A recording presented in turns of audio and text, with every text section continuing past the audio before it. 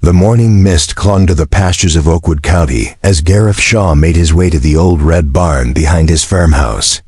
But what he discovered inside would shatter everything he thought he knew about helping strangers. Huddled in the corner, between hay bales and farm equipment, was a woman in an elaborate white wedding gown, her face streaked with tears and dirt, her expensive veil torn and tangled. This wasn't just a runaway bride having second thoughts about marriage. This woman was fleeing for her life from a man who had orchestrated the ultimate deception, a wedding that was actually a trap. The groom wasn't her beloved. He was her captor, and the ceremony was designed to give him legal control over her. Life and fortune forever. What started as a simple act of kindness would soon put Gareth and his teenage son in the crosshairs of a dangerous criminal, while revealing that sometimes the most beautiful facades hide the darkest secrets. Hit that like button if you've ever discovered that helping someone meant risking everything you hold dear.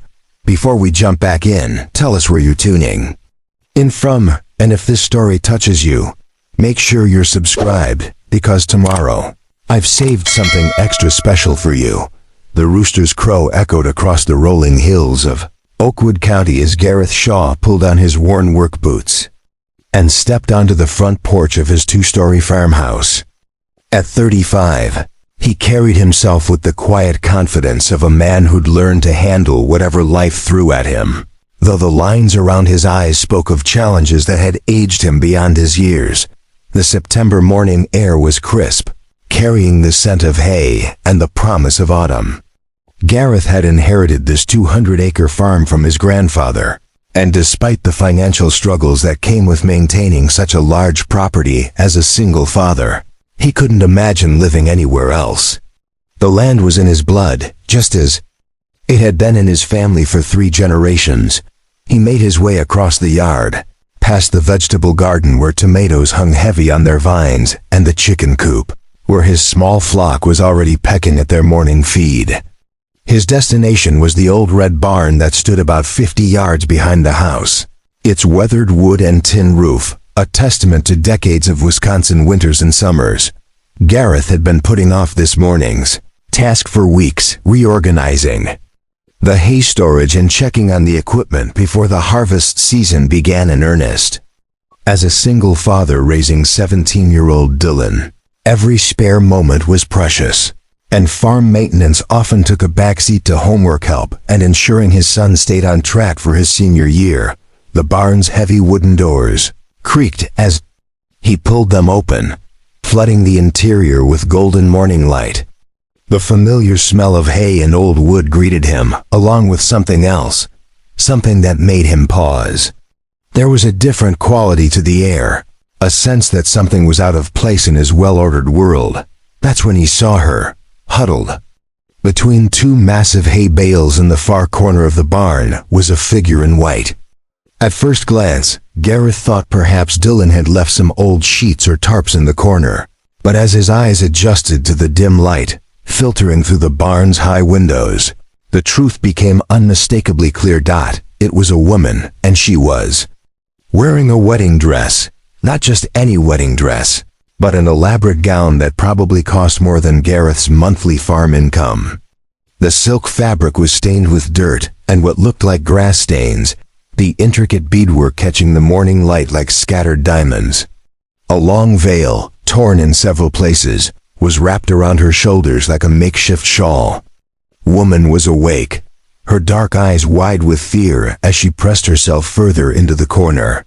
She couldn't have been more than 25, with delicate features that spoke of careful breeding and a privileged upbringing. But there was nothing privileged about her current state. She looked terrified, exhausted, and desperate. "Ma'am," Gareth called softly, not wanting to startle her further. "Are you hurt?" The woman's head snapped up, and he could see tears tracks streaking through the dirt on her cheeks. She studied his face with the wariness of someone who had learned not to trust easily, taking in his work clothes, his calloused hands, and the genuine concern in his expression. "Please," she whispered, her voice hoarse as if she'd been crying for hours. "Please don't call anyone. I can't." I can't go back." Gareth remained where he was, keeping his distance to avoid frightening her further. In his years of farming, dealing with injured animals, he'd learned that approaching slowly and speaking calmly was often the difference between helping and causing more harm. "I'm Gareth Shaw," he said gently. "This is my barn, my farm. What's your name?" The woman hesitated, as if even sharing her identity might somehow betray her location. "Jade," she finally whispered. "Jade Fern." "Jade, how long have you been out?" "Here. I don't know, since last night, maybe." It was dark when She trailed off, wrapping her arms around herself as if trying to hold the pieces of her world together. Gareth noticed several things at once that set off alarm bells in his mind. First, despite the expensive dress, Jade wasn't wearing shoes. Her feet were bare and dirty, with what looked like cuts from running through rough terrain. Second, there was a bruise on her left wrist that looked suspiciously like finger marks. Third, and most concerning, was the way she kept glancing toward the barn doors, as if expecting someone to appear at any moment. "Are you running from someone?" he asked quietly. Jade's composure cracked, and fresh tears spilled down her cheeks. "You don't understand," she said. If he finds me, I'll never get away again." The wedding was supposed to be yesterday, but it wasn't. It wasn't what everyone thought it was. "What do you mean?" "He's not my fiancé," Jade said, her voice barely above a whisper. "He's my captor. And yesterday was supposed to be the day. He made it all legal." The words hung in the air between them, and Gareth felt a chill that had nothing to do with the September morning. This wasn't just a case of wedding day nerves or a bride having second thoughts. This was something far more sinister, and he was now standing in the middle of it. "Jade," he said carefully, "I think you need to tell me everything." As Jade's words echoed in the barn, "He's my captor," Gareth felt the familiar weight of responsibility settle on his shoulders. It was the same feeling he'd carried for the past 4 years, ever since the day he'd become Dylan's sole guardian and the keeper of 3 generations of Shaw family legacy. Gareth Shaw hadn't planned on being a single father at 31. He'd been working as a mechanical engineer for a manufacturing company in Madison, living in a comfortable suburban home with his wife Rebecca and their 13-year-old son. Life had been predictable, secure, and exactly what he'd thought he wanted. Then Rebecca's car accident on an icy February morning changed everything in an instant. The grief had been overwhelming, but what came after was almost worse. The slow realization that Rebecca had been the glue holding their family together. She'd managed Dylan's school schedule, his friend relationships, his emotional needs. She'd been the one who remembered parent-teacher conferences, doctor's appointments, and which foods Dylan would actually eat. Gareth had been a good father, but Rebecca had been the primary parent, and suddenly he was flying blind. The suburban house felt like a mausoleum filled with memories he couldn't bear to face every day. Dylan, struggling with his own grief, had become withdrawn and angry, his grades plummeting as he pushed away anyone who tried to help. That's when Gareth's grandfather, Henry Shaw, had made an offer that seemed like both a lifeline and a burden. "The farm's too much for these old bones," Henry had said during one of their weekly visits. "But I can't bear to sell it to strangers. It's been in our family since 1952. Maybe you and Dylan need a fresh start, and maybe this old place needs some young blood again." The decision to leave his engineering career and move to the farm had been one of the hardest Gareth had ever made. He'd grown up visiting the farm during summers, learning to drive a tractor before he could legally drive a car, helping with harvests and livestock. But knowing how to do something as a teenager and actually making a living at it as an adult were entirely different challenges. The first year had been brutal. Learning to manage 200 acres of corn and soybeans while simultaneously trying to connect with a grieving teenager had pushed Gareth to his breaking point more than once. The farm's finances were precarious. Henry had been too proud to admit how much he'd been struggling in his final years, and the equipment was older than Delane. Some nights, Gareth would sit at the kitchen table with a calculator and a stack of bills, wondering if he'd made a terrible mistake that would cost them everything. But slowly, something had begun to shift. Dylan, initially resistant to the move, had found solace in the wide open spaces and the physical demands of farm work. Working side by side in the fields, they'd begun to talk again, really talk, for the first time since Rebecca's death.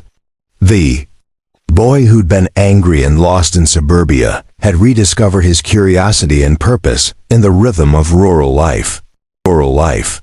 Now 4 years later, Gareth had found his footing as both a farmer and a single father. The farm wasn't making them rich, but it was sustainable, and more importantly, it felt like home. Dylan was thriving as a senior at Millbrook County High School, where he played on the baseball team and had been accepted to the University of Wisconsin's agricultural program for the following fall. Preparing and narrating this story took us a lot of time, so if you are enjoying it, subscribe to our channel. It means a lot to us. Now back to the story. Their morning routine was as predictable as the sunrise. Gareth would wake at 5:30, check on the livestock, and start the coffee before Dylan emerged from his room at 6:15, perpetually running late for the 7 a.m. school bus. They'd grab breakfast together, usually toast and whatever fruit was in season from their small orchard, while Dylan complained about whatever assignment he'd procrastinated on, and Gareth reviewed the day's farm tasks. It was a simple life, but it was theirs. Gareth had learned to find satisfaction in the tangible results of physical work, the way a well-maintained field of corn could stretch toward the horizon like a green ocean. He'd discovered that he was good at problem-solving with his hands, whether it was fixing a broken irrigation system or helping Dylan work through a difficult math concept at the kitchen table. The community had embraced them too, in the way that small agricultural towns embraced people who were willing to work hard and contribute. Gareth served on the volunteer fire department, helped organize the annual county fair, and had become someone his neighbors could count on when their own equipment broke down or they needed an extra hand during harvest season. But there were lonely nights when Dylan was at a friend's house or a school event, when the silence of the farmhouse felt too heavy. Gareth would find himself standing on the front porch, looking out at the fields bathed in moonlight, wondering if this was the life Rebecca would have wanted for them. He'd dated a few times over the years, a teacher from Dylan's school, a nurse from the medical clinic in town, but nothing had developed into anything serious. Part of him worried that he was too settled in his bachelor routine, too comfortable with the simple rhythm of work and family responsibility. That routine had been shattered the moment he'd opened the barn doors and found Jade Fern huddled in the corner, terror in her eyes and desperation in her voice. As she spoke about captors and false weddings, Gareth felt the same protective instinct that had driven him to uproot his entire life, to give Dylan a better chance at healing. Someone needed help, and despite the potential complications, walking away wasn't an option. Standing in his barn, looking at a woman whose expensive wedding dress told a story of wealth and privilege, but whose bruised wrists spoke of something far darker, Gareth Shaw made the same choice he'd been making for 4 years. When life presented him with a challenge, he would face it head-on, one problem at a time. Gareth settled onto a hay bale across from Jade, maintaining enough distance to keep her comfortable while close enough to hear her whispered words. The morning sun was climbing higher, sending shafts of golden light through the barn's weathered windows, but the warmth did nothing to chase away the chill that had settled over both of them. "Take your time," Gareth said gently. "But if someone's looking for you, I need to understand what we're dealing with." Jade pulled the torn veil tighter around her shoulders, her fingers trembling as she began to speak. "My name is Jade Fern, and until 6 months ago, I was living what everyone thought was a fairy tale life. I was the sole heir to Fern Industries. My parents built it from nothing into a multi-million-dollar agricultural equipment company. Gareth recognized the name immediately. Fern Industries was based out of Milwaukee and had contracts with farms across the Midwest. Their tractors and harvesting equipment were some of the most reliable in the business, though far beyond the budget of a small operation like his. My parents died in a plane crash last winter, Jade continued, her voice barely audible. It was sudden, unexpected. They were flying to a business meeting in Chicago when the weather turned bad. I went from being someone's daughter to being worth $47 million overnight. She paused, wiping tears from her cheeks with the back of her hand. Everyone kept telling me how sorry they were, how they were there to help me through this difficult time. The lawyers, the board members, the family friends who'd known me since I was little. But suddenly, all these people who'd never paid much attention to me before were very interested in my well-being. Gareth was beginning to see where this was heading, and he felt his stomach tighten with dread. One of those people was Alden Sterling, Jade said, and the way she spoke his name was like pronouncing a curse. He was my father's business partner, someone who'd been around since I was in high school. 20 years older than me, divorced, charming in that way that successful men can be. He started calling it, looking out for me and helping me navigate this difficult transition. At first, it seemed innocent enough. He'd take me to dinner to discuss business decisions, help me understand the legal paperwork, introduce me to people he said I needed to know. I was grieving and overwhelmed, and having someone who'd known my parents guide me felt like a lifeline. Jade's hands were shaking now, and Gareth could see the effort it was taking for her to continue. But then the guidance became control. He convinced me to move out of my apartment and into his estate in Brookfield, saying it would be safer and that I needed someone looking after me. He had me sign papers that I didn't fully understand, giving him power of attorney temporarily, while I was dealing with my grief. That's when everything changed. Suddenly, I couldn't access my own bank accounts without his approval. I couldn't make business decisions without his input. When I tried to object or ask questions, he'd remind me how unstable I'd been since my parents' death, how I wasn't thinking clearly, how much I needed his guidance. Gareth felt a cold anger building in his chest. He'd seen this kind of manipulation before, predators who targeted vulnerable people and slowly stripped away their autonomy until they felt completely helpless. The wedding was his final move, Jade said, her voice growing stronger with anger. 6 months ago, he started talking about how we'd grown close, how he thought my parents would have approved of us being together. I kept saying no, but he'd twist everything around, make it seem like I was being irrational or ungrateful. When I finally tried to leave, I discovered that he'd frozen all my accounts, claimed I was mentally unstable and a danger to myself. He had doctors who backed up his claims, lawyers who said the paperwork was ironclad. I was trapped in his house with staff who reported everything I did back to him. The wedding wasn't a celebration. It was a legal ceremony designed to give him permanent control over my inheritance. Once we were married, everything would belong to him, and I'd have no legal recourse. The pieces were falling into place, and Gareth understood why Jade looked so terrified. How did you get away? Yesterday morning, while he was meeting with the wedding planner, I overheard him on the phone with someone. He was laughing, talking about how the grieving little bird would finally stop causing problems after today. He said once the ceremony was over, he'd have her committed to a private facility where she'd never bother anyone again. Jade's composure finally cracked completely, and she buried her face in her hands. He wasn't just stealing my money, Gareth. He was planning to lock me away forever. I realized that if I didn't run right then, I'd never get another chance. So you ran from your own wedding? During the ceremony, Jade said, lifting her head to meet his eyes. I was standing there in that church, surrounded by his friends and business associates, people who thought they were witnessing a beautiful love story, and I realized that this was my last moment of freedom. So when the minister asked if I took Alden to be my husband, I said no. I said it loud enough for everyone to hear, and then I ran. I ran out of the church, through the parking lot, into the woods behind the venue. I had no plan, no destination. I just knew I had to get as far away as possible before he could stop me. I walked all night, trying to stay off the roads, and when I saw your barn this morning, I thought maybe I could rest for a few hours before figuring out what to do next. Gareth was quiet for a long moment, processing everything she'd told him.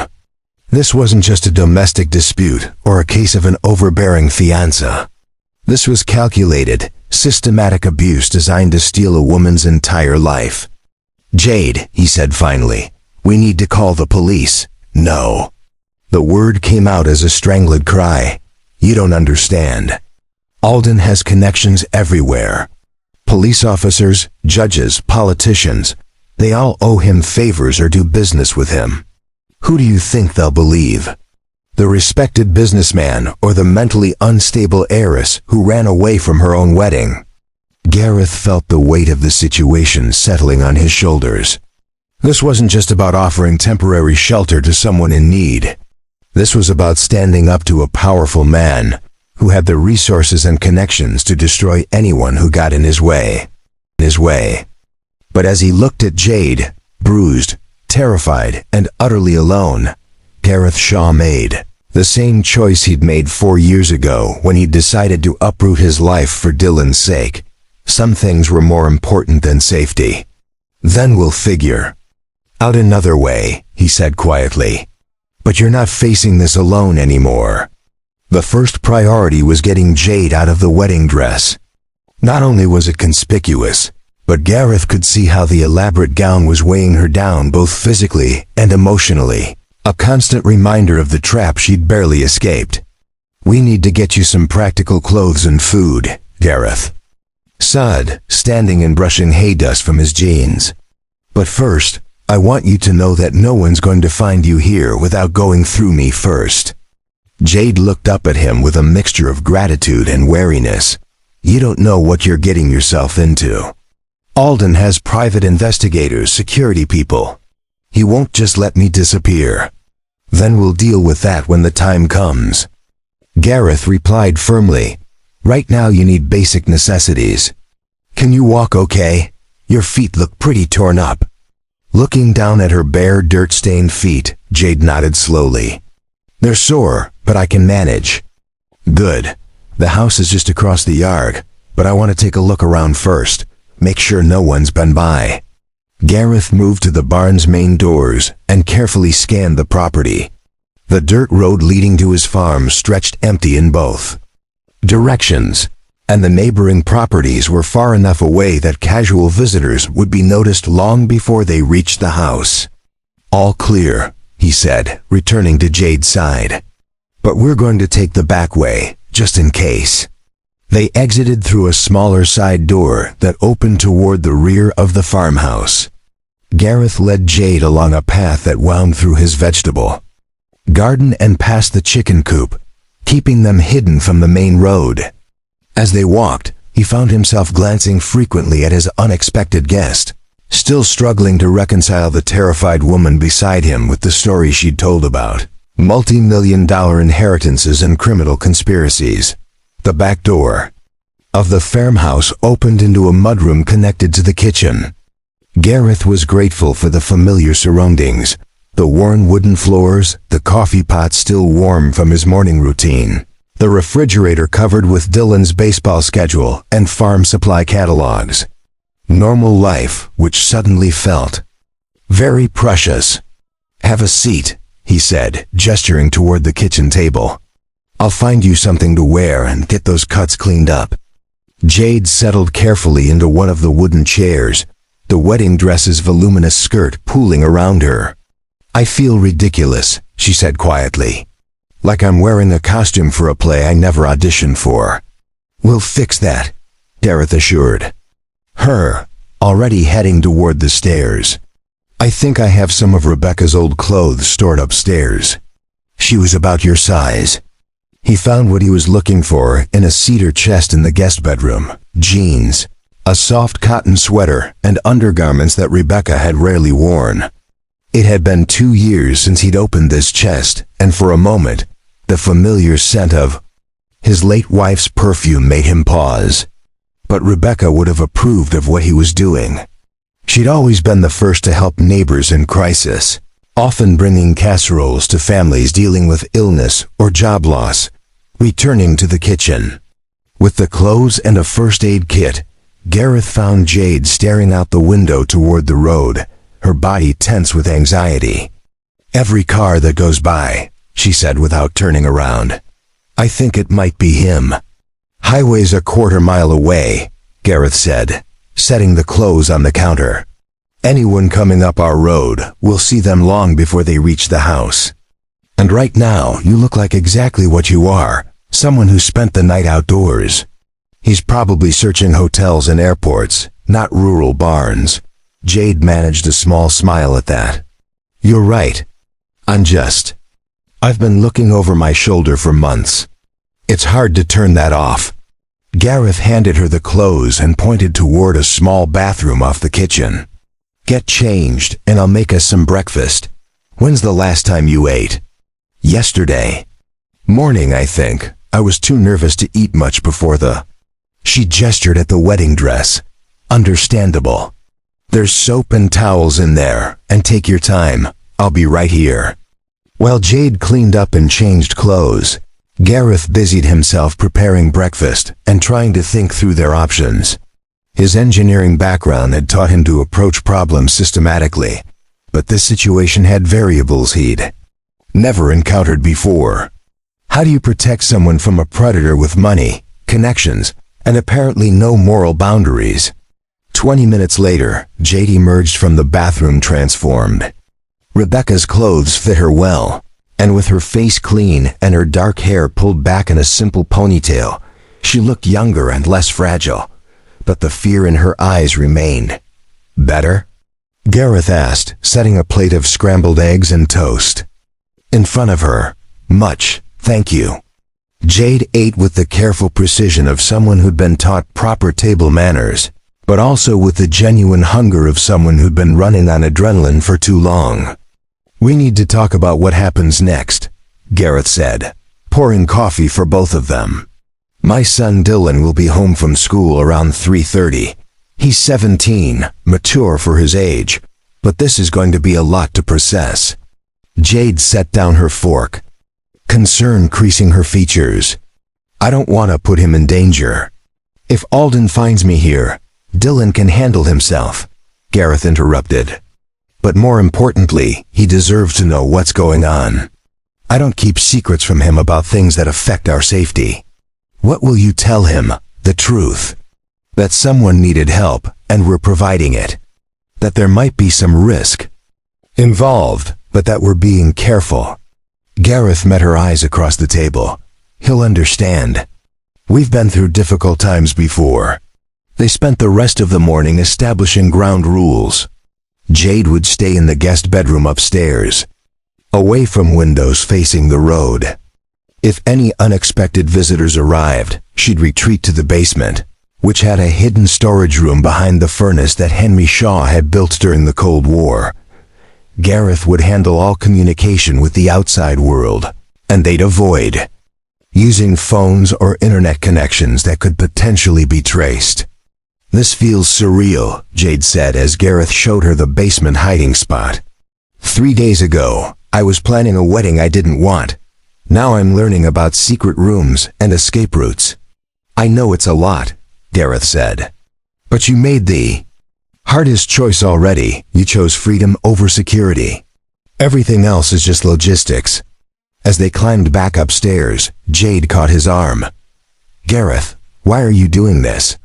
You don't know me, and you're risking everything, your farm, your son's safety, your own life, to help a stranger." Gareth considered the question, thinking about Dylan's transformation after Rebecca's death, about the way rural communities looked after their own, about the engineering principle that the strongest structures were built on solid foundations. Because Sometimes the right thing to do isn't the safe thing to do, he said simply. And because everyone deserves the chance to choose their own life. The sound of the school bus rumbling down the road interrupted their conversation. Dylan would be home in 10 minutes, and their small circle of knowledge was about to expand. Gareth just hoped his son was ready for the conversation they were about to have. The rumble of the school bus faded into the distance as Dylan Shaw jogged up the gravel driveway, his baseball gear slung over one shoulder and his backpack threatening to spill textbooks onto the ground. At 17, he'd inherited his father's lean build and steady gaze. But where Gareth moved with deliberate precision, Dylan carried the easy confidence of someone who'd never doubted his place in the world. "Dad," he called out as he kicked off his cleats on the front porch. "Why's there a car parked weird behind the—" He stopped mid-sentence as he entered the kitchen and saw Jade sitting at the table, a coffee mug cradled in her hands. Gareth had been dreading this moment, but he'd learned that with Dylan, direct honesty worked better than gentle deflection. "Dylan, this is Jade. She needed help, and she's going to be staying with us for a while." Dylan's eyes moved between his father and their unexpected guest, taking in Jade's borrowed clothes, her still bruised wrists, and the tension that seemed to radiate from both adults. "What kind of help?" he asked quietly. "The kind that might be dangerous," Gareth replied. "Sit down. I'll explain everything." For the next 20 minutes, Gareth laid out Jade's situation in careful detail. He watched his son's expression shift. From confusion to anger to protective determination, the same progression of emotions Gareth himself had experienced that morning. When he finished, Dylan was quiet for a long moment. "So this Sterling guy is basically a criminal with money," Dylan said finally. "And now he's looking for Jade." "That's about the size of it," Gareth confirmed. Dylan turned to Jade, studying her with the directness that teenagers could manage without seeming rude. "Are you okay? I mean, physically?" "Dad, did you check if she needs a doctor?" "I'm fine," Jade said softly, clearly moved by the teenager's immediate concern. "Your father has been incredibly kind." "Good," Dylan said matter-of-factly. "So what's the plan? I assume we're not just going to hand her over to the cops and hope for the best." "The best." Gareth felt a surge of pride in his son's maturity. "We're still working on that. For now we keep her safe and figure out our next move." "Cool.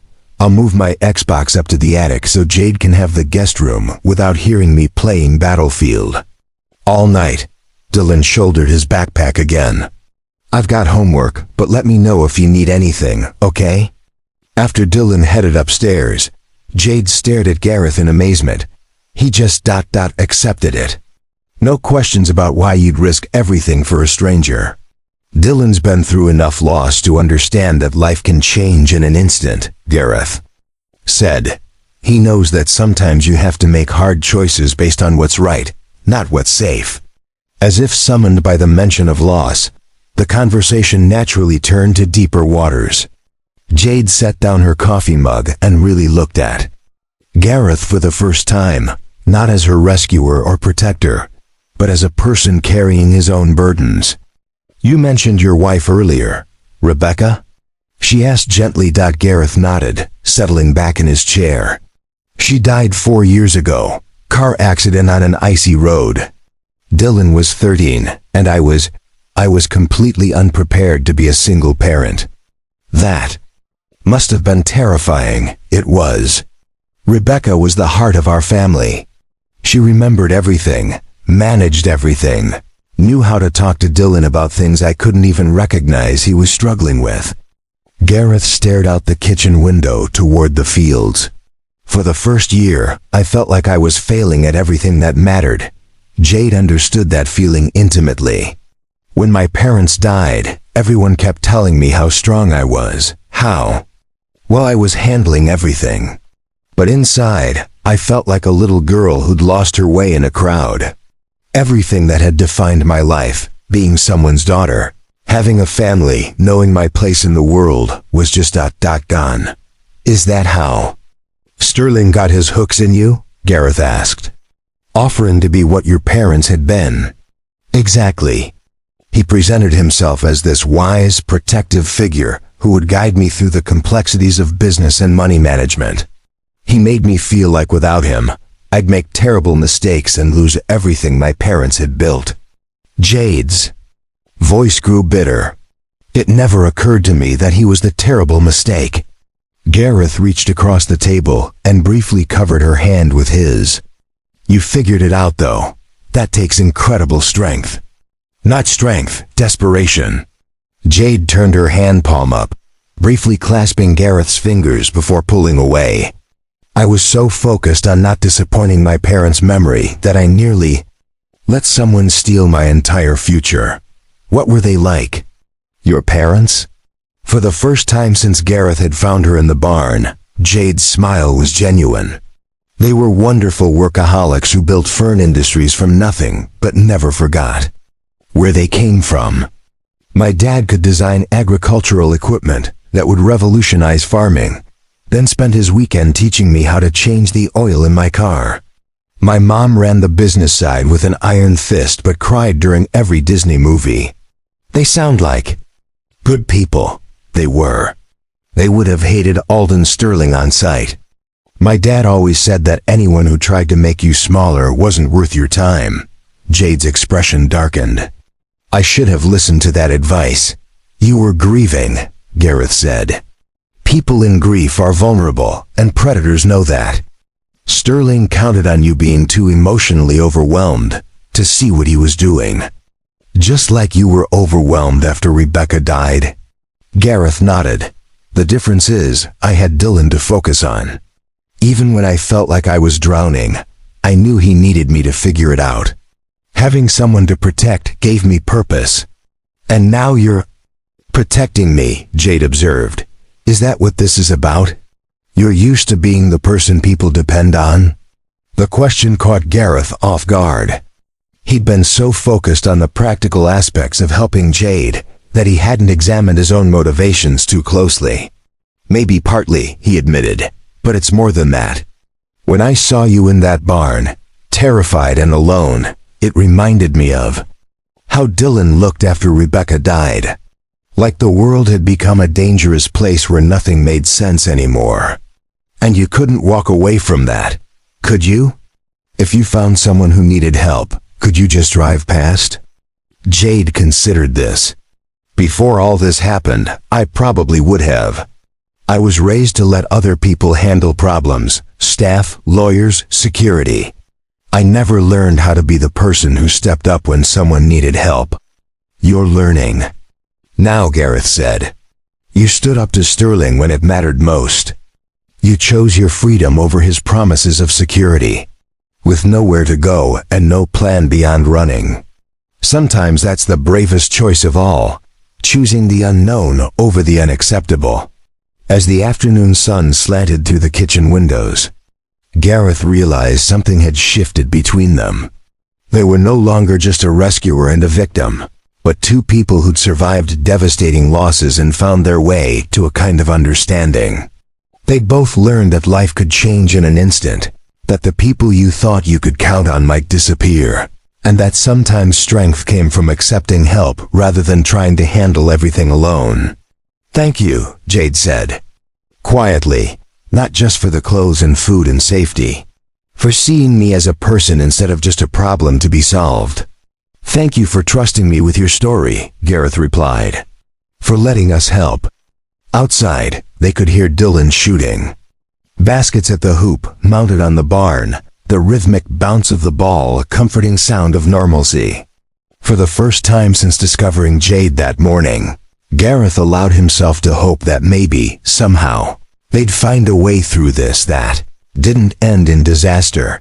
The next 3 days passed in a carefully orchestrated routine that began to feel surprisingly natural. Jade had insisted on contributing rather than simply hiding, and it quickly became apparent that her privileged upbringing had included a surprisingly practical education. While she'd never worked a traditional job, growing up as the heir to an agricultural equipment company had given her knowledge that proved Invaluable on a working farm. It started on the second morning when Gareth was struggling with a mechanical issue on his aging combine harvester. The machine had been making concerning noises for weeks, but with harvest season approaching, he couldn't afford the downtime or expense of taking it to a professional repair shop. He was lying on his back beneath the massive machine, flashlight in one hand and wrench in the other, when Jade appeared beside him. "That sounds like a bearing issue in the secondary drive shaft," she said, crouching down to peer at the machinery. "The pitch is too high for a belt problem, and it's too consistent for loose bolts." Gareth slid out from under the combine, grease smeared across his cheek, and stared at her in amazement. "How do you know that?" Jade smiled sheepishly. "My father insisted I understand every piece of equipment we manufactured. I spent summers working in the Fern Industries testing facility, learning how to diagnose problems by sound, feel, and visual inspection. He said you couldn't sell something you didn't understand completely." What followed was an hour of Jade guiding Gareth through a systematic diagnostic process that would have taken him days to figure out on his own. Her knowledge wasn't theoretical. She knew exactly which panels to remove, which components to check first, and how to identify worn parts by their appearance and feel. When they finally located the failing bearing, she was able to provide the exact part number and specifications needed for replacement. "This is going to save me at least $1,000 in repair costs," Gareth said as they walked back to the house, both covered in grease, but wearing satisfied expressions. "Maybe more." "It feels good to be useful," Jade replied, and Gareth could hear genuine contentment in her voice. "I'd forgotten what it was like to solve problems instead of being treated like one." Dylan arrived home from school to find them both cleaned up and working in the kitchen, Jade teaching his father how to prepare what she called proper comfort food, a recipe for beef stew that had been passed down through her family for generations.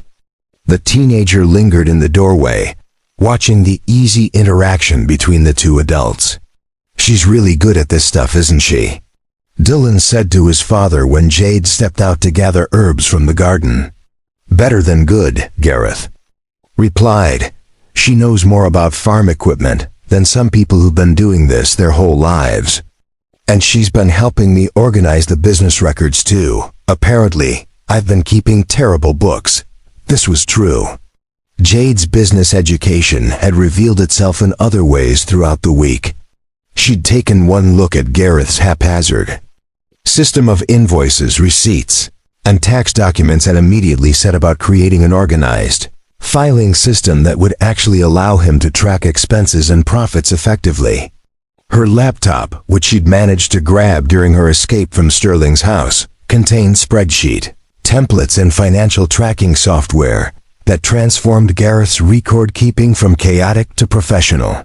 "You're probably losing money in tax deductions you don't know you can claim," she'd explained while sorting through receipts.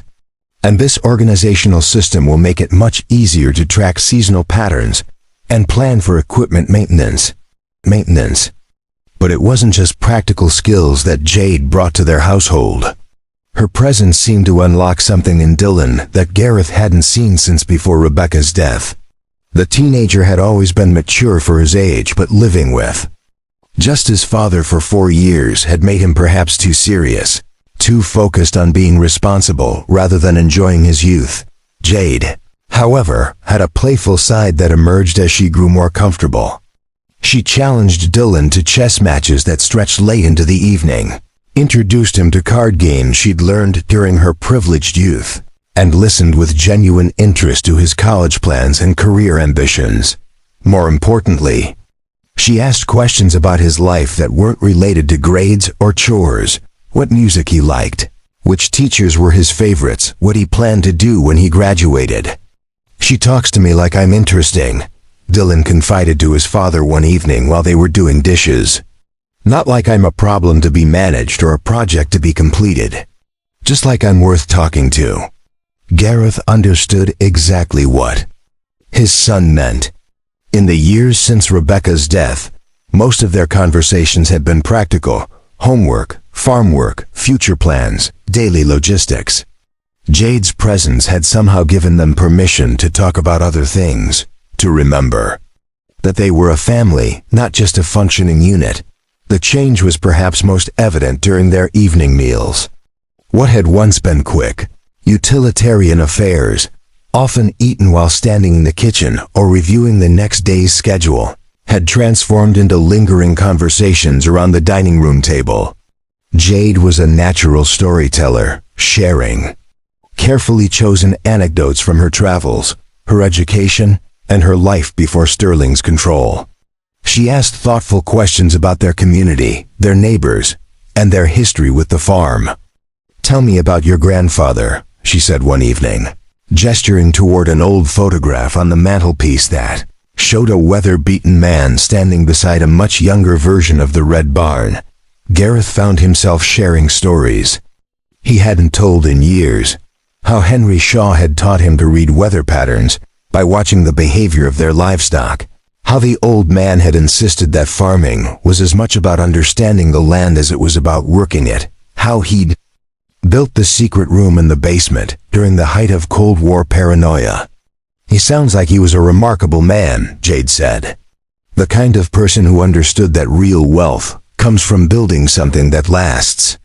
Unlike some people," Dylan added pointedly, and Gareth could hear the protective edge in his son's voice when it came to Jade's situation.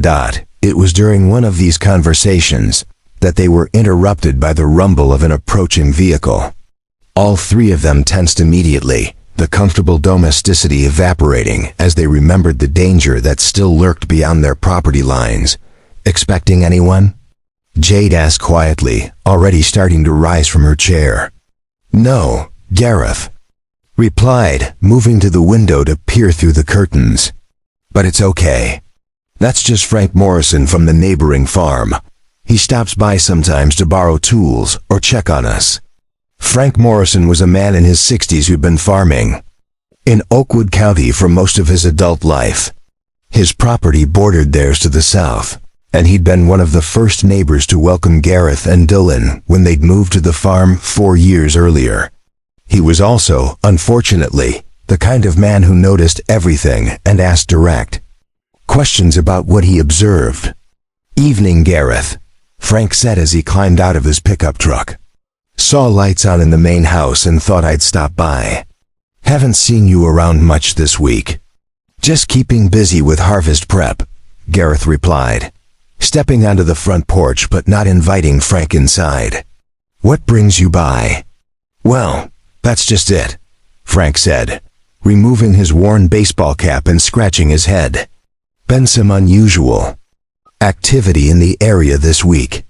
Couple of fancy cars driving around, stopping at properties and asking questions about whether folks have seen anything unusual. City types wearing expensive suits and driving vehicles that cost more than my annual income." Gareth felt his stomach drop, but he kept his expression neutral.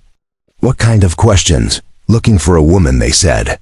"Young, dark hair, might be confused or disoriented. They had a picture, but I didn't get a good look at it."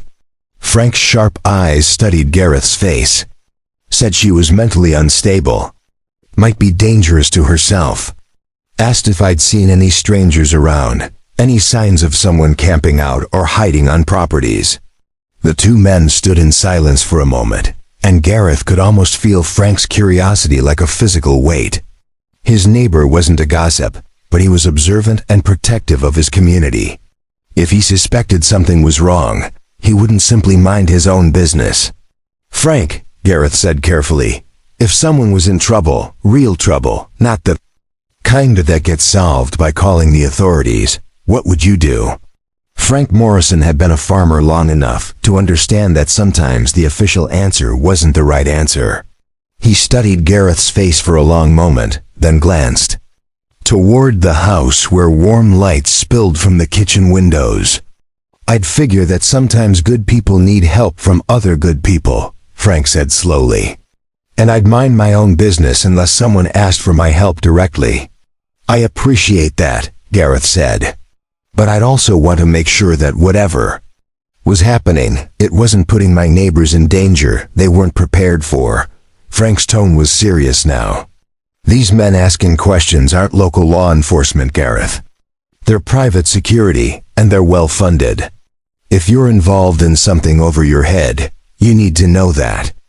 Gareth made a decision that felt both necessary and terrifying. If I needed advice from someone who's lived in this community longer than I have, someone who understands how things work around here, would you be willing to listen? Frank nodded slowly. Coffee's on in my kitchen if you want to talk. Tonight or whenever you're ready. After Frank left, Gareth returned to the house to find Jade and Dylan waiting anxiously in the kitchen. He knows something's up, Dylan said. Immediately. But he's not going to cause problems, Gareth replied. Frank Morrison is good people. The question is, do we trust him with the truth? Jade was quiet for a long moment, staring out the window toward the neighboring farm where Frank's porch light glowed in the distance. Those men he described, that's Alden's security team. If they're asking questions in the area, it means they've traced me this far. Which means our window for staying hidden is closing, Gareth said grimly. Maybe it's time to stop hiding, Jade said, surprising both of them. Maybe it's time to start fighting back. The next morning dawned gray and cold, with the kind of low-hanging clouds that promised rain before evening. Gareth was in the barn checking on the combine repairs when he heard the distant sound of multiple vehicles approaching on the county road. The sound was wrong, too many engines, too expensive, moving too slowly for normal traffic. He stepped outside and felt his blood run cold. 3 black SUVs were turning into his driveway, moving in a coordinated formation that spoke of professional security rather than casual visitors. Through the barn's back door, he could see Jade hanging laundry on the line behind the house, completely exposed and unaware of the approaching danger. Jade, he called out, his voice carrying across the yard with urgent intensity. Inside, now. She looked up, saw his expression, and immediately dropped the laundry basket. Years of living under Sterling's control had taught her to recognize danger even when she couldn't yet see it. She was through the back door and up the stairs to the basement entrance within seconds. Dylan emerged from the chicken coop, took one look at his father's face and the approaching vehicles, and immediately understood the situation. How many? He asked quietly as he jogged over to where Gareth stood. 3 SUVs, probably 2 or 3 men per vehicle. Gareth's mind was racing through options. The basement hiding room would keep Jade safe, but only if these men didn't already know exactly where she was. Stay close to me, but let me do the talking. The lead SUV pulled to a stop directly in front of the farmhouse, while the other 2 positioned themselves to block the driveway, a clear indication that they weren't planning on anyone leaving unexpectedly. The men who emerged were exactly what Frank Morrison had described, well-dressed, expensive vehicles, and the kind of cold professionalism that spoke of corporate security rather than law enforcement. The man who approached them was tall, broad-shouldered, and wearing a suit that probably cost more than most people's monthly salary. His smile was polished and predatory, the expression of someone who was used to getting what he wanted through intimidation disguised as politeness. "Mr. Shaw?" he said, extending a hand that Gareth pointedly ignored. "I'm Douglas Kellerman, head of security for Sterling Enterprises. We're looking for someone who might have come through your area recently, and we hoped you might be able to help us. Depends on who you're looking for and why." Gareth replied evenly. Kellerman's smile didn't waver, but something cold flickered in his eyes. "We're looking for Victoria Jade Fern. She's been missing for several days now, and her family is very concerned about her well-being. Miss Fern has been dealing with some mental health challenges since her parents' death, and she may not be thinking clearly. The lie was delivered so smoothly that someone who didn't know the truth might have believed it. But Gareth had heard Jade's story, had seen the bruises on her wrists and the terror in her eyes, and he recognized manipulation when he heard it. Haven't seen anyone matching that description, Gareth said. This is a working farm, not exactly a place where troubled city folks tend to wander. Of course, Kellerman said, still maintaining his artificial politeness. But we have reason to believe she might have sought shelter in rural areas. She was wearing a distinctive white dress when she disappeared, and she's quite beautiful, the kind of person who would stand out even in a small community.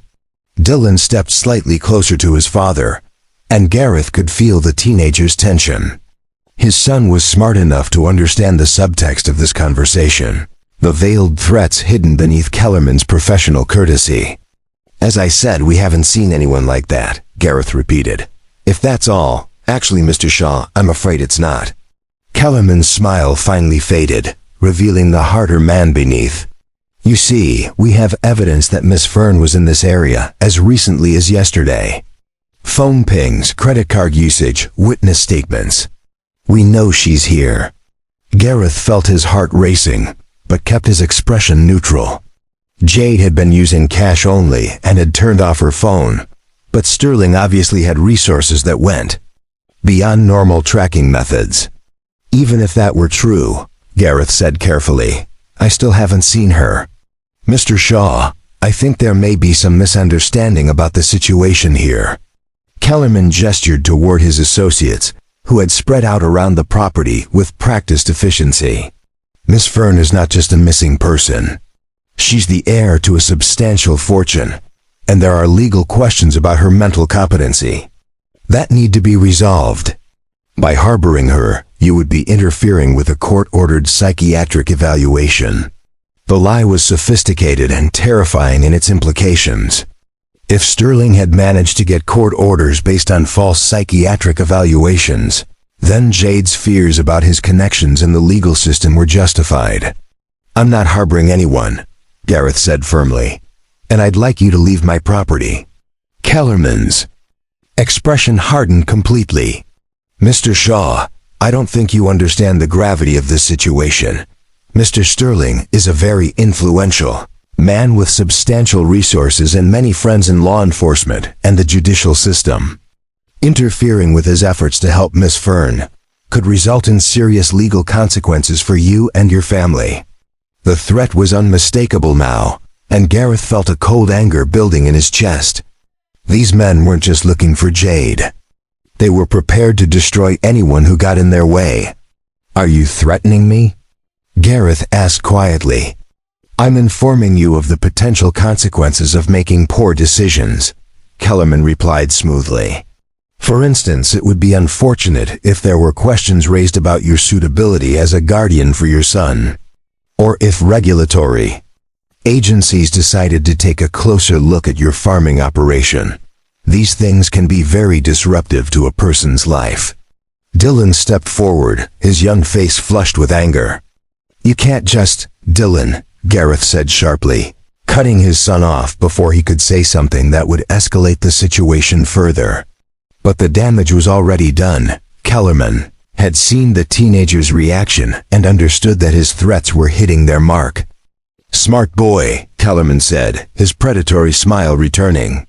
I'm sure he understands the importance of family staying together, staying safe.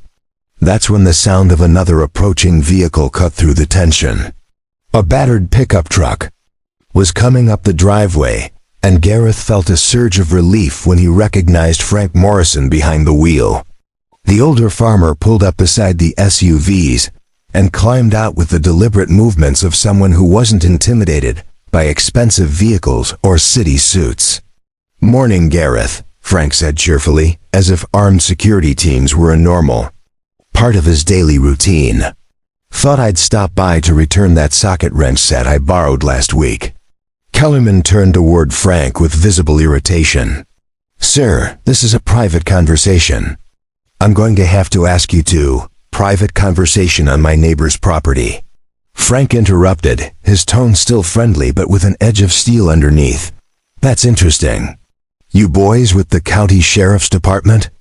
Don't recognize you from town. We're private security conducting a lawful investigation, Kellerman said, his patience clearly wearing thin. Private security, Frank repeated thoughtfully. Well, that's different. See, around here, we tend to be protective of our neighbors, especially when strangers show up asking questions and making what sound like threats. As if summoned by some rural communication network, 2 more pickup trucks appeared on the county road, slowing as they approached the driveway. Gareth recognized both vehicles, Tom Peterson from the farm to the north, and Bill Crawford, who ran the feed store in town. Word traveled fast in farming communities, and apparently, Frank had made some phone calls. Kellerman looked around at the gathering farmers with visible frustration. He was clearly prepared to intimidate a single family. But a group of armed rural property owners was a different proposition entirely. This isn't over, Mr. Shaw, Kellerman said finally. Miss Fern needs medical attention that only Mr. Sterling can provide. When she's found, and she will be found, anyone who delayed her treatment will be held responsible. If this young lady needs help, Frank said mildly, seems like the local sheriff and medical professionals would be the appropriate people to provide it. We don't much care for outsiders making threats against our neighbors. The standoff continued for another tense minute before Kellerman finally gestured to his men. They retreated to their vehicles with the controlled movements of professionals, who had been outmaneuvered but weren't giving up. As the SUVs pulled away, Kellerman rolled down his window for one final threat. 24 hours, Mr. Shaw.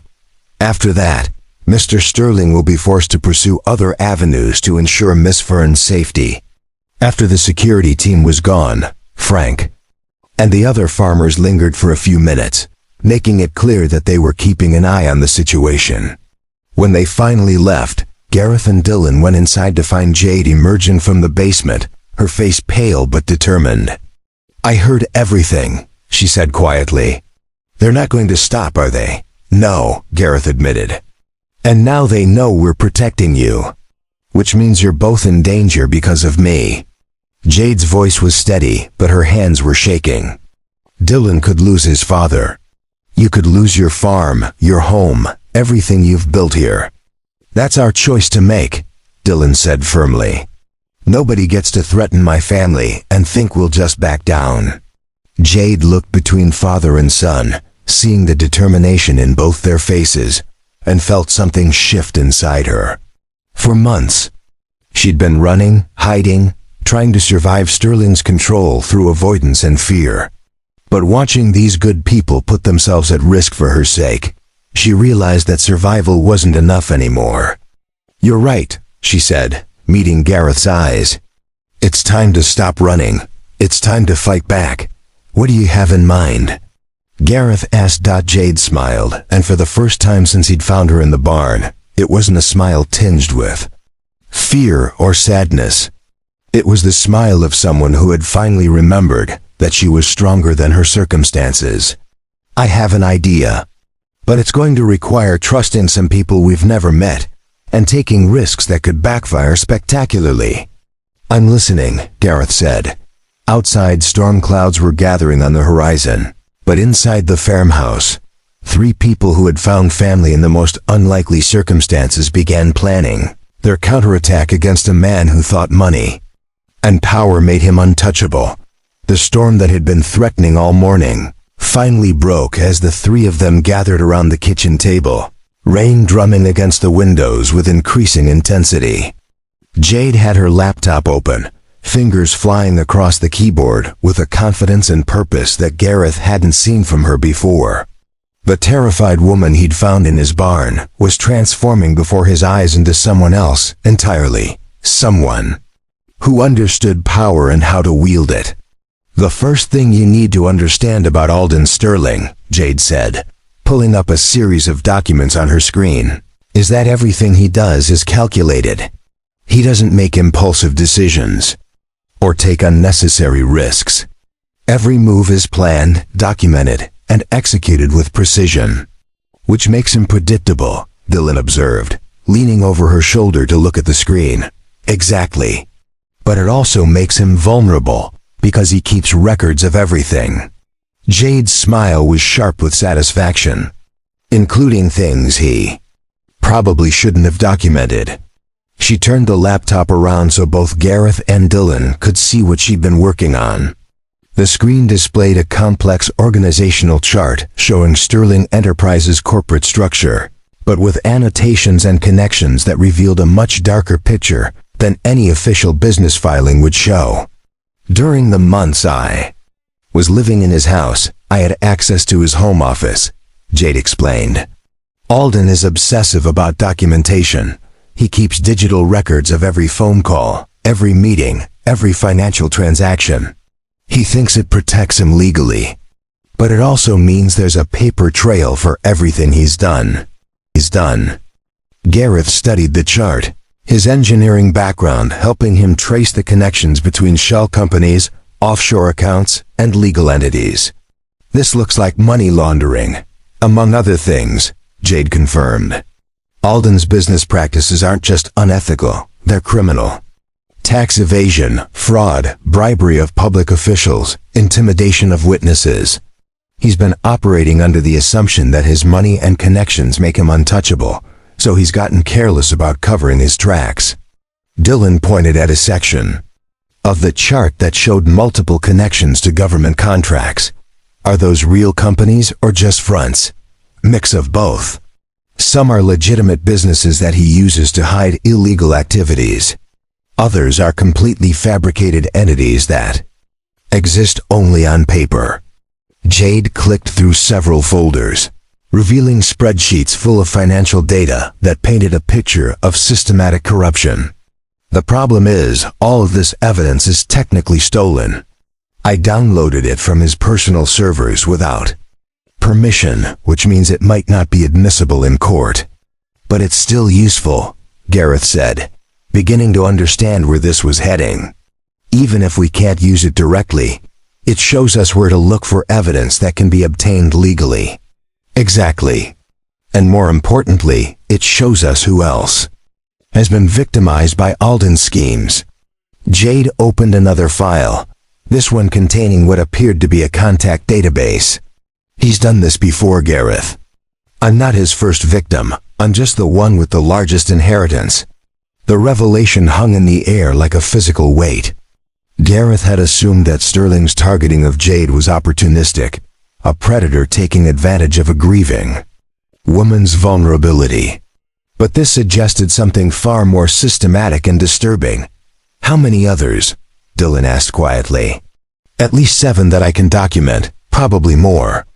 Jade's voice was steady, but Gareth could see the anger burning in her eyes. Elderly widows whose families thought they were getting married for companionship. Young women who inherited family businesses and needed guidance managing their new responsibilities. A disabled veteran whose military pension and insurance settlement made him an attractive target. What happened to them? Various things. Some had their assets gradually transferred to shell companies that Alden controls.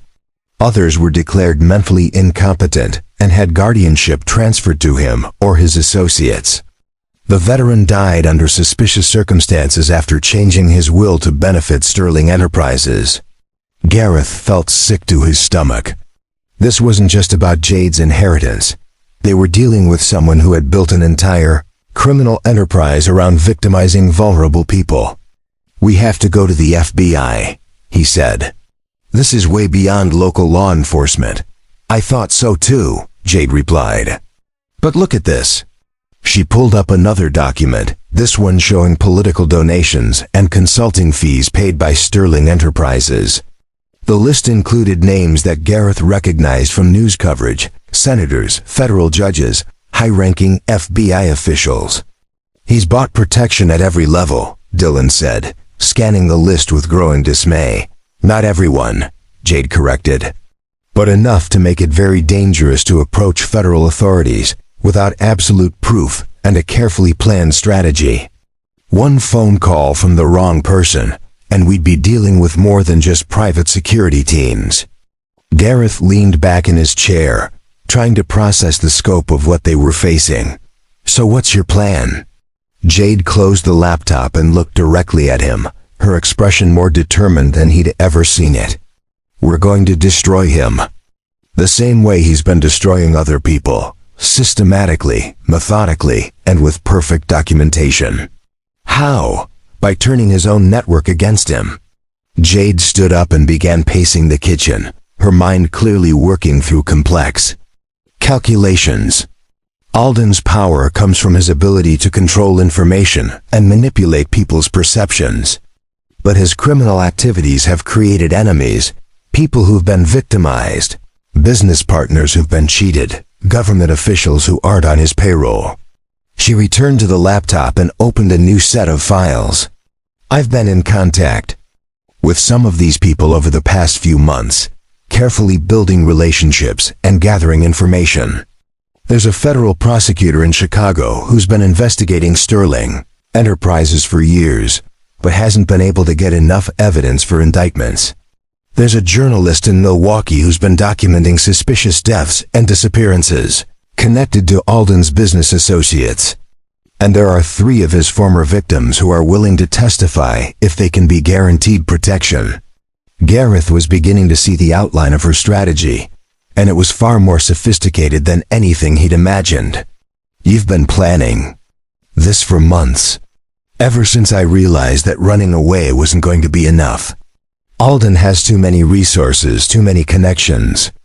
The only way to stop him is to make it more dangerous for him to continue his criminal activities than it is for him to leave me alone. But that means," Dylan started. "It means we're going to war," Jade finished. "Not just hiding from him or defending ourselves, but actively working to destroy his criminal empire and put him in prison where he belongs." The room fell silent except for the sound of rain against the windows. Gareth understood that this was the moment of decision, not just whether to help Jade escape from Sterling, but whether to commit to a plan that would put all of them in serious danger while potentially saving dozens of other victims. "What would you need from us?" he asked finally. Jade's smile was grateful but also fierce. "Everything. Alden's security team knows I'm in this area, but they don't know exactly where. We have maybe 18 hours before they start conducting systematic searches of every property within a 10-mile radius. During that time, I need to contact my allies, coordinate our evidence-gathering efforts, and put the legal machinery in motion. And after that, we disappear. All of us. The federal prosecutor has access to witness protection resources, but it means leaving everything behind, your farm, Dylan's school, the life you've built here." The sacrifice she was asking them to make was enormous. Gareth looked at his son, seeing his own thoughts reflected in Dylan's face. They would be giving up 4 years of rebuilding, the farm that had been in their family for 3 generations, the community that had embraced them after Rebecca's death, but they would also be stopping a predator who had destroyed countless lives and was planning to continue doing so indefinitely. "Dad," Dylan said quietly, "what would Mom have wanted us to do?" The question cut straight to the heart of everything. Rebecca had been a nurse, someone who dedicated her life to healing and protecting vulnerable people. She would have understood the cost of what Jade was asking, but she also would have understood the cost of doing nothing. "She would have said that some things are more important than security," Gareth replied, "and that you can't build a good life on the foundation of someone else's suffering." Dylan nodded slowly. "Then we do it." Jade looked between father and son, tears streaming down her face. "You don't understand what you're agreeing to. Alden will try to destroy you both. Even if we succeed in stopping him, your lives will never be the same. Our lives already changed the moment we decided to help you," Gareth said gently. "This is just the next step." For the next hour, Jade outlined her plan in detail. It was complex, risky, and required perfect timing, but it was also comprehensive in a way that suggested months of careful preparation. She had backup plans for the backup plans, contingencies for every scenario she could imagine, and resources that Sterling didn't know she possessed. The key was coordination. While Jade made contact with the federal prosecutor and the journalist, Gareth would work with Frank Morrison and the local farming community to create a network of safe houses and communication channels.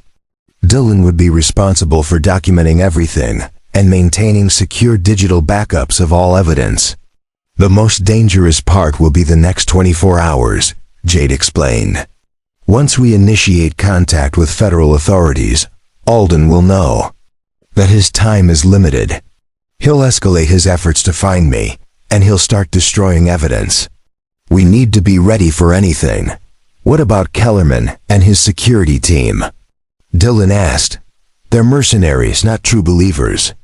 Once it becomes clear that Alden is going down, they'll distance themselves from the situation quickly. The real danger comes from the people who are personally invested in protecting him. The politicians and officials who've taken his money. The business partners who've participated in his crimes. As if summoned by their conversation, Gareth's phone began ringing. The caller ID showed Frank Morrison's name, and when Gareth answered, his neighbor's voice was tense with urgency. Gareth, you need to know that there are more of those SUVs on the county roads. At least 6 vehicles, maybe more, and they're stopping at every farm and asking questions. Tom Peterson said they're offering money for information about strangers in the area. How much time do we have? Gareth asked. Maybe 2 hours before they work their way over to our section. But that's not the worst part. Frank's voice dropped lower. Bill Crawford was in town earlier, and he heard from the sheriff's department that there's been a federal warrant issued for the arrest of someone matching your guest's description. Psychiatric hold, dangerous to herself and others. Gareth felt his blood run cold.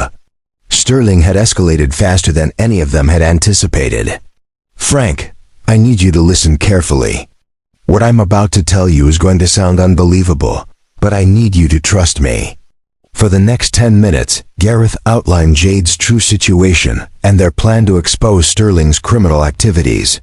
He could hear Frank's sharp intake of breath as the scope of the situation became clear. Jesus, Gareth. You're talking about taking on someone with serious federal connections. I know. And I know it puts all of you at risk just by being associated with us. Frank was quiet for a long moment. You remember what I told you when you first moved here? About how this community takes care of its own, I remember. Well, that girl became one of ours the moment you decided to protect her.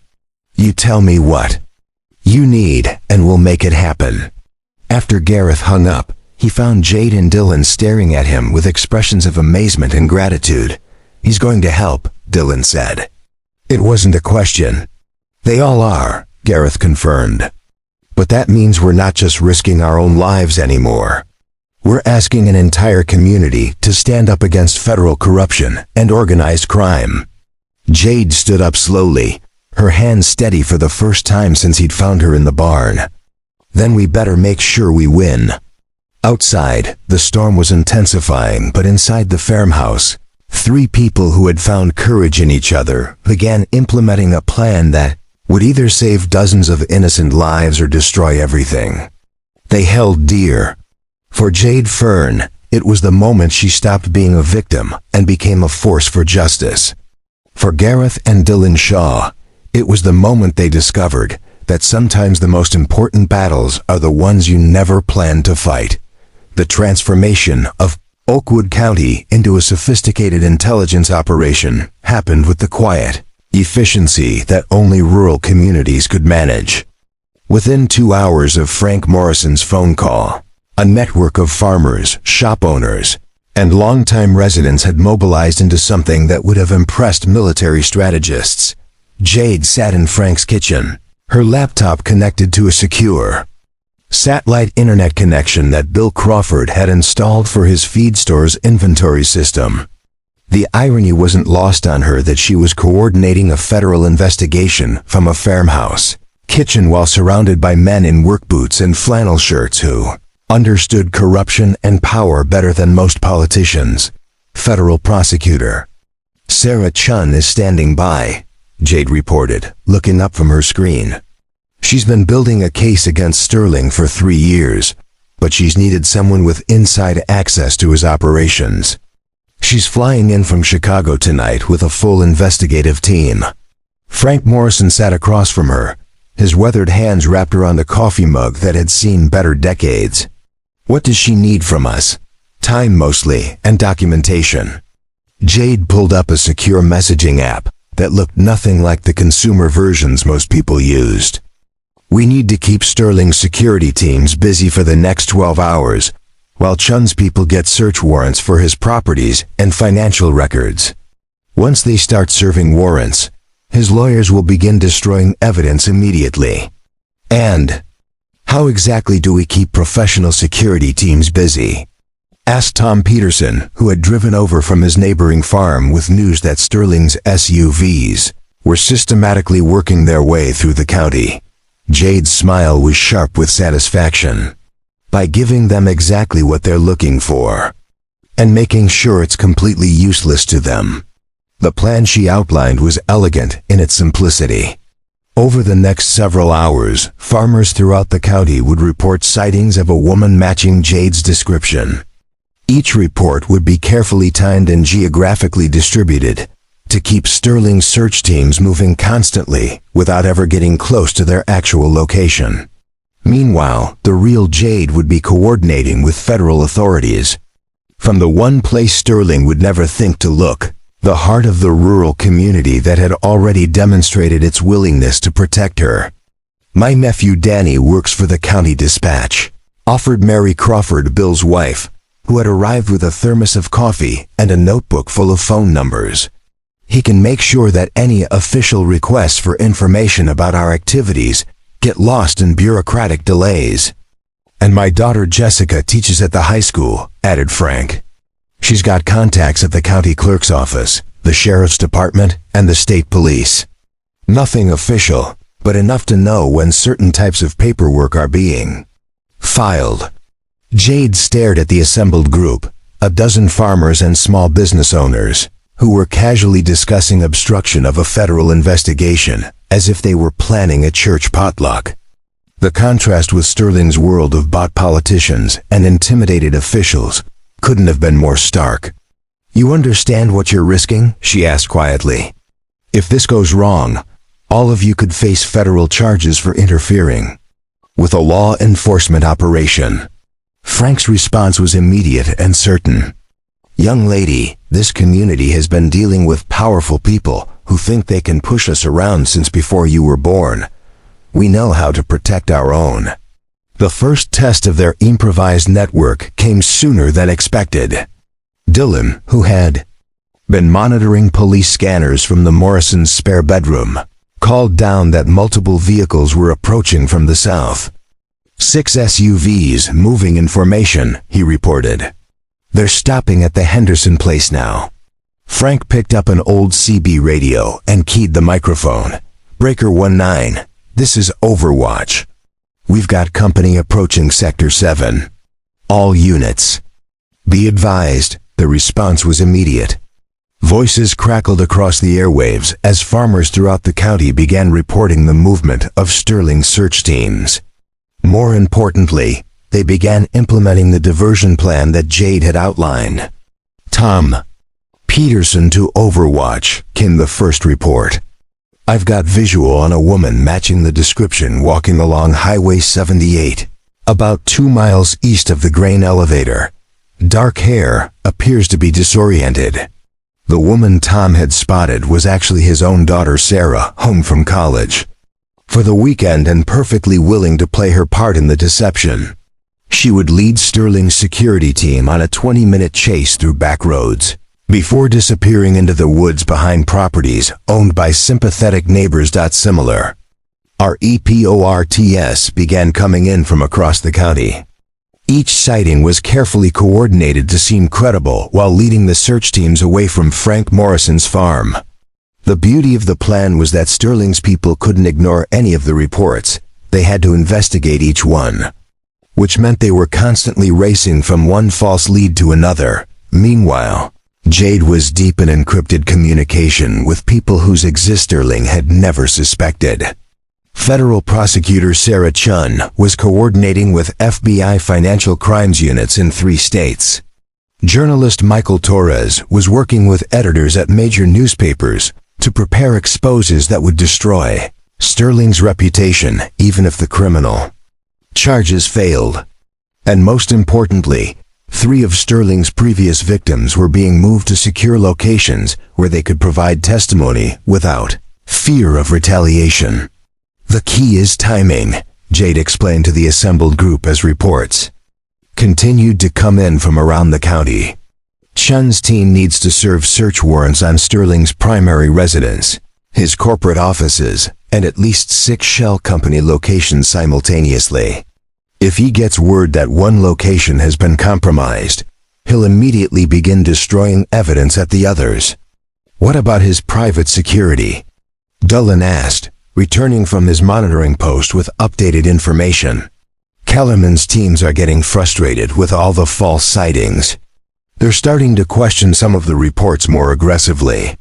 That's actually good news, Jade replied.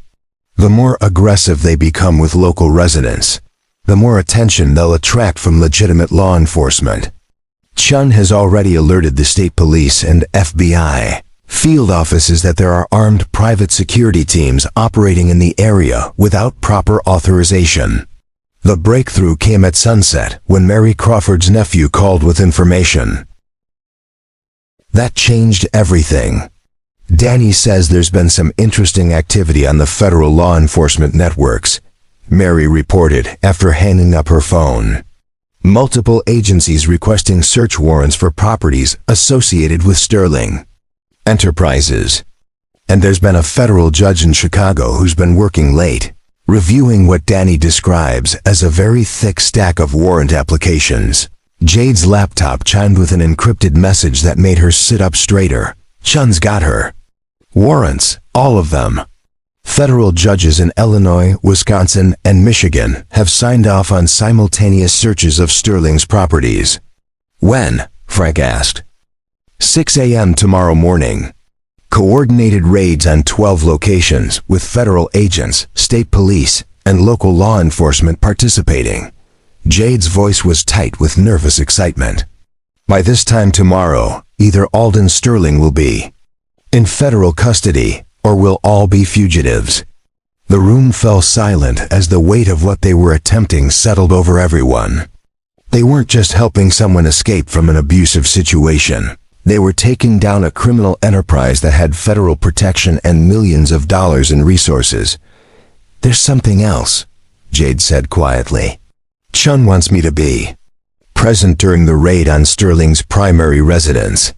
Not just as a witness, but as someone who can identify specific pieces of evidence and guide investigators to the most important materials.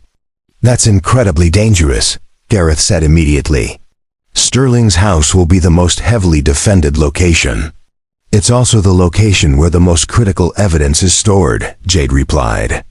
Chun's people are good, but they don't know Sterling's security systems, his hidden safes, or the locations where he keeps his most incriminating documents. Without my help, they might miss evidence that could make the difference between conviction and acquittal. Dillon spoke up from across the room. Then we go with you. Absolutely not, Jade said firmly. You've already done more than enough. You've given me the chance to fight back, and you've helped coordinate this operation. But tomorrow morning, you need to be as far away from Sterling's property as possible. That's not how this family works, Gareth said quietly. We don't abandon people when things get dangerous. We see it through to the end. The argument that followed revealed the depth of the bonds that had formed between the 3 of them over the past week.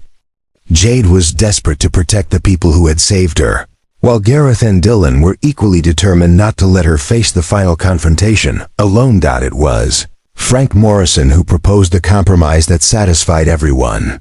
What if Jade goes with the federal agents, but she's got backup nearby that Sterling doesn't know about? What kind of backup? Jade asked. Frank's smile was grim with satisfaction. The kind that understands rural geography better than any city security team. and the kind that has every legal right to be hunting on properties adjacent to Sterling's estate. The plan that emerged was audacious in its simplicity.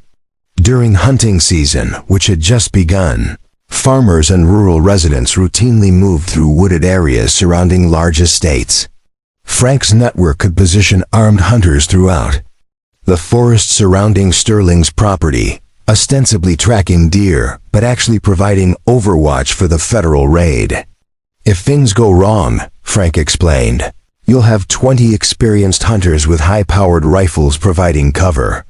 Sterling's security team might be professionals, but they're not used to operating in terrain where the locals have home field advantage.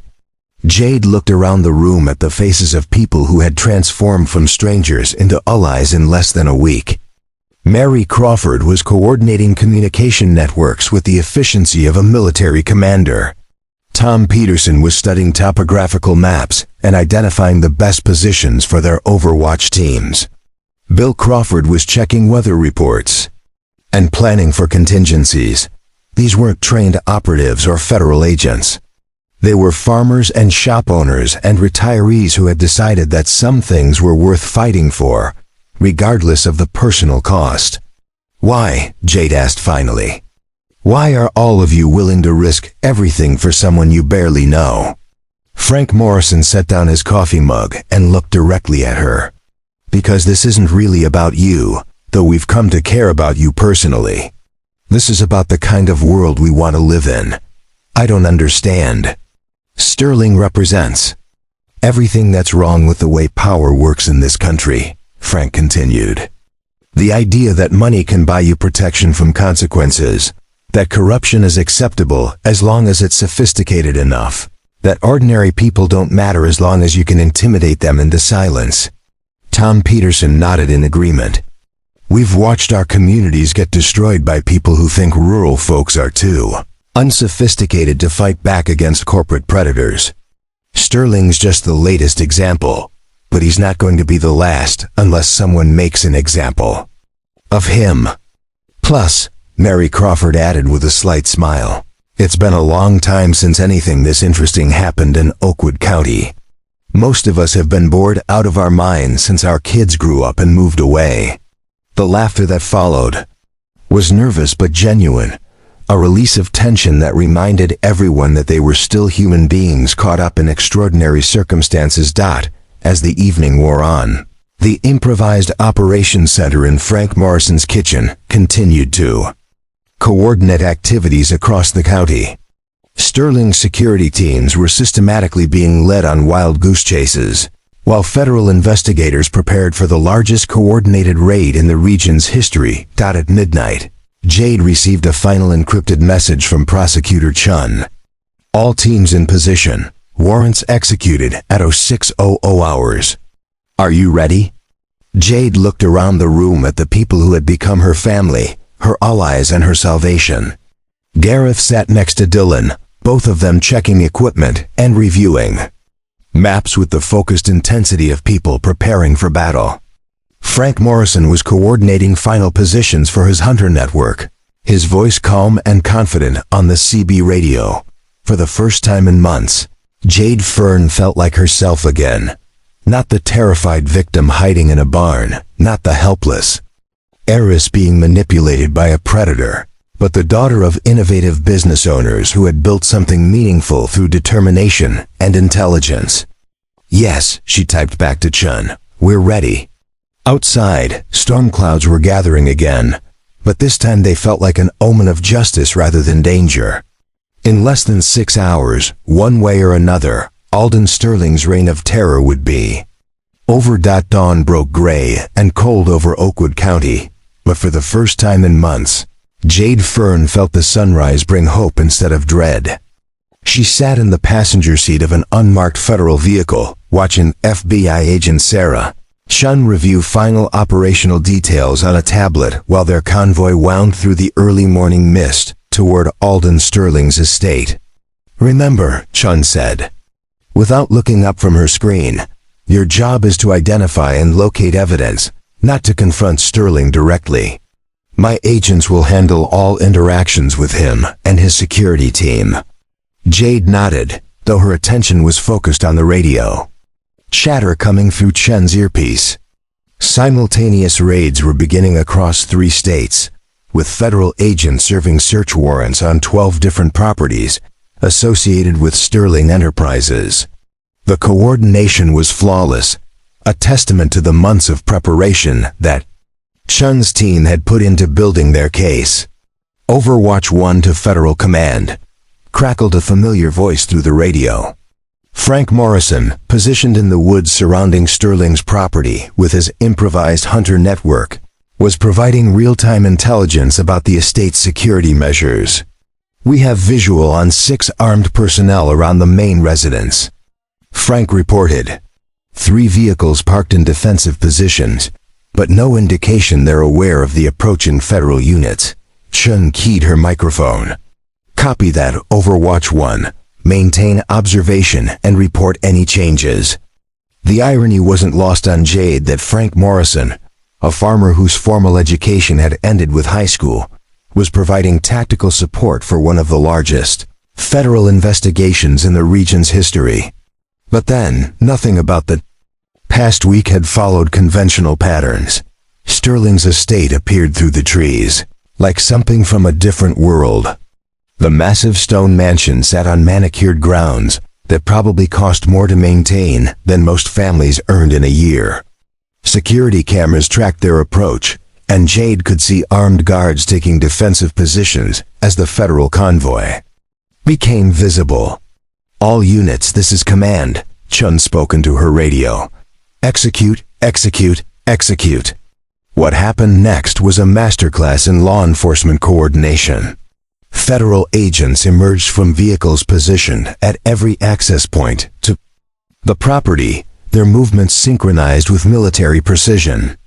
State police units blocked all roads leading to the estate, while FBI financial crime specialists prepared to serve warrants on the corporate offices in downtown Milwaukee. Jade watched through the vehicle's bulletproof windows as Alden Sterling emerged from his mansion, flanked by 2 attorneys and wearing the expression of a man who had just realized that his carefully constructed world was collapsing around him. Even from a distance, she could see the moment when Sterling spotted her in the federal vehicle. His face transformed from confident indignation to something approaching genuine fear as he understood that his primary victim had not only escaped his control, but had become the architect of his downfall. "Jade Fern," Chun said quietly, "meet the man who's going to spend the rest of his life in federal prison." The next 6 hours unfolded like a carefully choreographed dance of justice. With Jade's guidance, federal agents located hidden safes containing incriminating documents, discovered sophisticated surveillance equipment that Sterling had used to monitor his victims, and uncovered financial records that revealed the full scope of his criminal enterprise. The most damning evidence was found in Sterling's private office, a locked filing cabinet containing detailed profiles of his victims, including psychological evaluations designed to identify their vulnerabilities and strategic plans for gaining control of their assets. Jade's file was among them, marked with handwritten notes that described her as isolated, grief-stricken, perfect target for extended manipulation. "This is enough to put him away for multiple lifetimes," Chun told Jade, as FBI agents photographed and cataloged hundreds of pieces of evidence. Money laundering, fraud, conspiracy, extortion, and about a dozen other federal crimes. The psychological manipulation you experienced was just the tip of the iceberg. By noon, Alden Sterling was in federal custody, along with 6 associates, and 3 government officials who had accepted bribes to protect his operations. Douglas Kellerman and a security team had surrendered without resistance once it became clear that their employer could no longer pay their fees or protect them from prosecution. The news coverage that followed was unprecedented for rural Wisconsin. Journalist Michael Torres, working with evidence provided by federal prosecutors, published a series of articles that exposed the full scope of Sterling's criminal network and the vulnerability of inheritance laws to systematic abuse.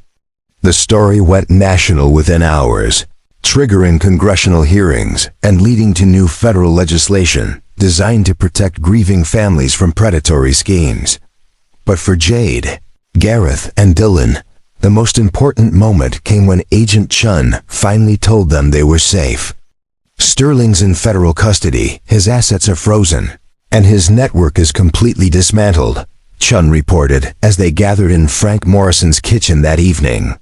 You won't need witness protection, and you can resume your normal lives. Normal lives. As Jade looked around the kitchen where she'd planned Sterling's downfall just 24 hours earlier, she realized that none of them would ever be the same people they had been before this week began. 6 months later, the sign at the edge of town now read, Oakwood County, home of heroes, though most residents were too modest to acknowledge the fame that had come to their small agricultural community. Tour buses occasionally arrived, filled with visitors who wanted to see where ordinary citizens had taken down a criminal empire. But life had largely returned to its familiar rhythms. Jade stood in the doorway of what had once been Frank Morrison's spare bedroom, now transformed into the regional headquarters for the Sterling Victim Advocacy Center. The non-profit organization she'd founded with part of her recovered inheritance served families throughout the Midwest who were dealing with predatory financial schemes, providing legal assistance, counseling services, and safe houses for people fleeing abusive relationships. The Henderson family called, reported Jessica Morrison, Frank's daughter, who had left her teaching job to become the center's full-time coordinator. They're ready to file charges against the investment firm that was pressuring their grandmother to sign over her property. Jade nodded, making notes on a case file that would have seemed impossibly complex to her 6 months ago. The work was demanding and often heartbreaking, but it gave her a sense of purpose that she'd never experienced during her privileged youth. Every family they helped, every predator they exposed, felt like another small victory against the forces that had once nearly destroyed her own life. Through the window, she could see across the fields to where Gareth was working on his combine harvester. The machine ran perfectly now, thanks to upgrades and repairs funded by a grant from the Victim Advocacy Center. More importantly, the Shaw farm had become a symbol in the agricultural community, proof that small operations could thrive when supported by cooperative networks and community investment. Dylan appeared in the doorway. Home from his first semester at the University of Wisconsin, where he was studying agricultural law with a focus on protecting family farms from corporate exploitation. At 18, he carried himself with a confidence and purpose that made Jade proud every time she saw him. Dad says dinner will be ready in 20 minutes, he reported. And Frank's bringing over the preliminary plans for the community center expansion. The community center had been another unexpected outcome of their battle with Sterling. Federal seizure of his assets had generated millions of dollars in restitution for his victims, and much of that money had been invested in rural development projects throughout Oakwood County. New businesses were opening, young families were moving to the area, and the agricultural economy was thriving in ways that hadn't been seen for decades. "How was your constitutional law class?" Jade asked as they walked toward the main house. "Fascinating," Dylan replied with the enthusiasm that had become his trademark. "We're studying cases where communities organized to resist federal overreach, and Professor Martinez used our situation as an example of effective grassroots advocacy." Jade smiled at the pride in his voice. Dylan had become something of a celebrity on campus, not just for his role in bringing down Sterling, but for his articulate presentations about rural communities and social justice. He'd been invited to speak at conferences across the Midwest, sharing insights about how traditional farming values could address modern problems. The kitchen of the Shaw farmhouse had evolved into something like a command center for regional activism. The dinner table was covered with legal documents, grant applications, and correspondence from families seeking help. But it was also still fundamentally a family kitchen, filled with the sounds and smells of home-cooked meals and comfortable conversation. Gareth looked up from the stove as they entered, his face brightening with the easy happiness that had become his default expression over the past months. The transformation in him was perhaps the most remarkable of all, from a man carrying the weight of loss and responsibility, alone, to someone who had found joy in building something larger than himself. "Perfect timing," he said, gesturing toward the dishes he was preparing. "I was just thinking about how different this kitchen feels compared to 6 months ago." "Different how?" Jade asked, though she knew the answer. "Fuller," Gareth replied simply. "Not just because there are more people, but because it feels like a place where things happen instead of a place where we just existed." Frank Morrison arrived as they were setting the table, carrying architectural plans and wearing the satisfied expression of a man who had discovered that retirement was much more interesting when it involved revolutionary social change. "County commissioners approved the expansion," he announced without preamble. "Construction starts in the spring, and we'll have space for legal clinics, financial counseling, and temporary housing for families in crisis." The plans he spread across the table showed a modern facility that would serve as a model for rural advocacy centers throughout the region. But more than that, it represented a commitment by the community to never again allow predators like Sterling to operate without opposition. "There's something else," Frank added, his tone becoming more serious. "I got a call from the governor's office today. They want to nominate Jade for the state's humanitarian award." Jade felt her cheeks flush with embarrassment. "Frank, that's not necessary." "Yes, it is," Dylan interrupted firmly. "What you did wasn't just about stopping Sterling. You showed people that victims don't have to stay victims, that intelligence and courage can overcome almost any kind of power." "What we did," Jade corrected. "None of this would have been possible without all of you." As they gathered around the dinner table, Jade found herself thinking about the woman who had hidden in Gareth's barn 6 months earlier. That person felt like a stranger now, someone defined by fear and helplessness rather than purpose and strength. The transformation hadn't been easy or quick, but it had been complete. "You know what I realized today?" Gareth said as they began eating. "Rebecca would have loved all of this. Not the danger or the stress, but the sense that we were part of something important, something that made a difference." Dylan nodded slowly. "She always said that the best way to honor people we've lost is to live in a way that would make them proud." "I think she would be proud," Jade said quietly, "of both of you and of what this community has become." The conversation that followed covered plans for the advocacy center, updates on other families they were helping, and news from Dylan's studies. But underlying it all was a sense of contentment that came from understanding that their choices had created something beautiful and lasting. As the evening wound down, Jade stepped onto the front porch and looked out across the fields that had become her home. In the distance, she could see lights in the windows of neighboring farms, each representing families who had been touched by their battle against Sterling and who were now part of a stronger, more connected community. Her phone buzzed with a text message from Agent Chun. "Sterling sentenced to 47 years in federal prison. 3 of his associates got 15 to 20 years each. The judge said it was one of the most comprehensive financial fraud cases she'd ever seen. You should be proud." Proud. Jade smiled and deleted the message without responding. Sterling's fate wasn't what mattered anymore. What mattered was the family she'd found, the work she was doing, and the knowledge that ordinary people could accomplish extraordinary things. When they chose courage over comfort, behind her, she could hear Gareth and Dylan cleaning up the kitchen while Frank reviewed plans for their next project, a scholarship fund for students from low-income, rural families who wanted to study law or social work. Their voices were animated with excitement about the possibilities ahead, and Jade felt a deep sense of gratitude for the path that had led her to this moment. 6 months ago, she had been a victim hiding in a barn. Tonight, she was home. Up next, you've got 2 more standout stories right on your screen. If this one hit the mark, you won't want to pass these up. Just click and check them out. And don't forget to subscribe and turn on the notification bell so you don't miss any upload. From us,